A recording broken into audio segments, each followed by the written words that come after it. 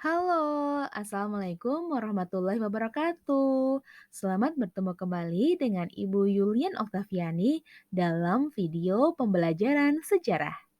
Nah, pada kesempatan kali ini, Ibu akan membahas tentang materi bab yang kedua di semester kedua ini, pelajaran sejarah Indonesia, yaitu Indonesia Merdeka. Nah, dari materi itu ada pokok bahasan yang membahas tentang peristiwa-peristiwa sekitar proklamasi kemerdekaan Indonesia. Nah, yang akan Ibu bahas pertama yaitu tentang Jepang menyerah kepada sekutu. Selamat memperhatikan ya. Nah, adik-adik semua, adakah yang tahu kira-kira ini gambar apa ya? Iya, betul sekali. Ini adalah gambar bom atom. Nah, ada yang tahu apa sih nama bom atom yang digunakan untuk meledakkan Hiroshima dan Nagasaki? Nah, ini dia. Ayo kita bahas.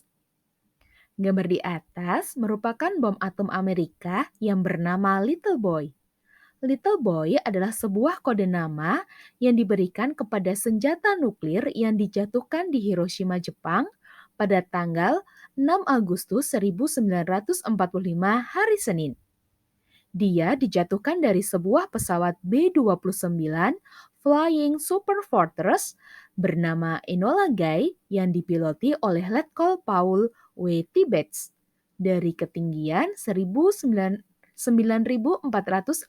meter atau 31.000 kaki.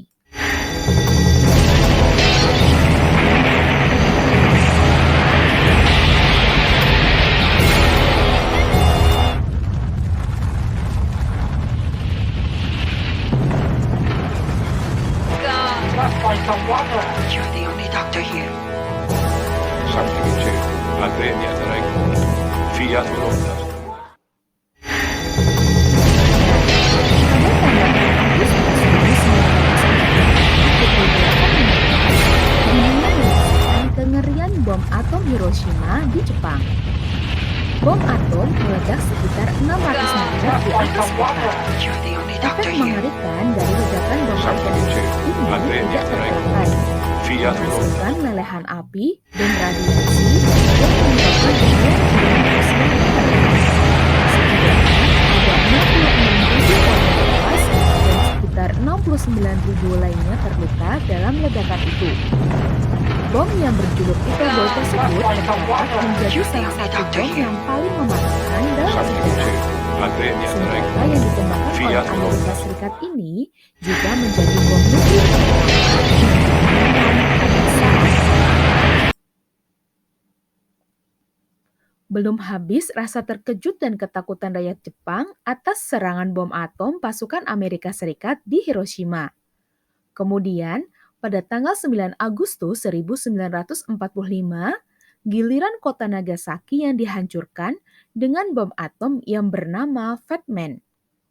Serangan bom atom di Nagasaki terjadi selang 3 hari dari serangan bom atom di Hiroshima. Dua kota tersebut merupakan dua kota yang penting bagi militer Jepang. Hiroshima adalah markas militer Jepang, sedangkan Nagasaki menjadi pangkalan militer angkatan laut dan selam Jepang yang cukup kuat. Nah, ini dia anak-anak yang bernama bom atom Fat Man.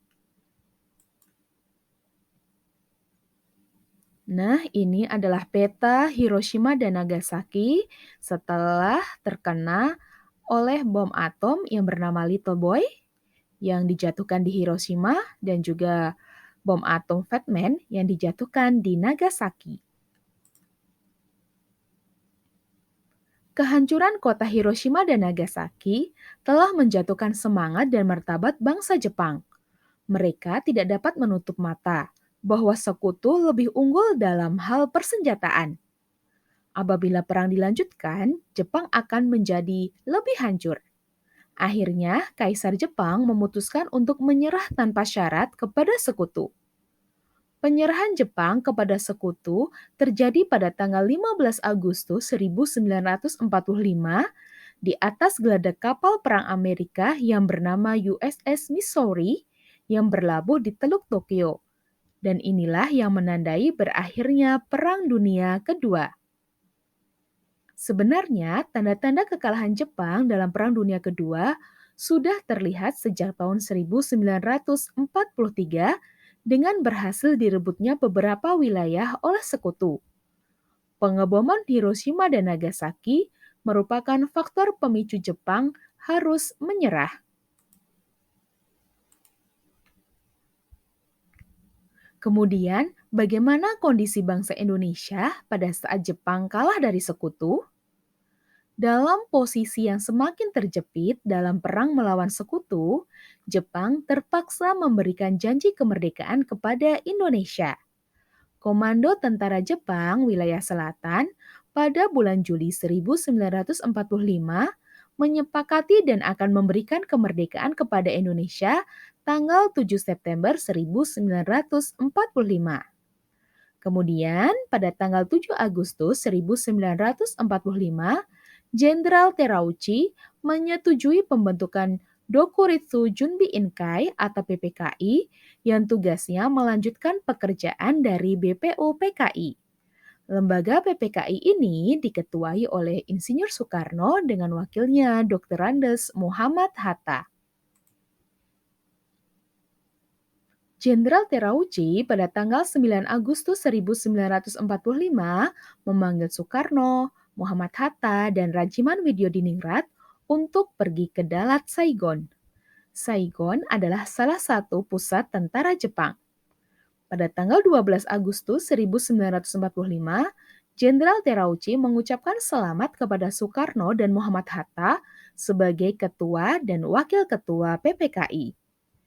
Kemudian, Terauchi menegaskan bahwa Jepang akan menyerahkan kemerdekaan kepada bangsa Indonesia. Soekarno, Hatta, dan Rajiman Widyodiningrat akhirnya pulang kembali ke Jakarta pada tanggal 14 Agustus 1945. Pada masa-masa inilah terjadi peristiwa yang dramatis di wilayah Indonesia.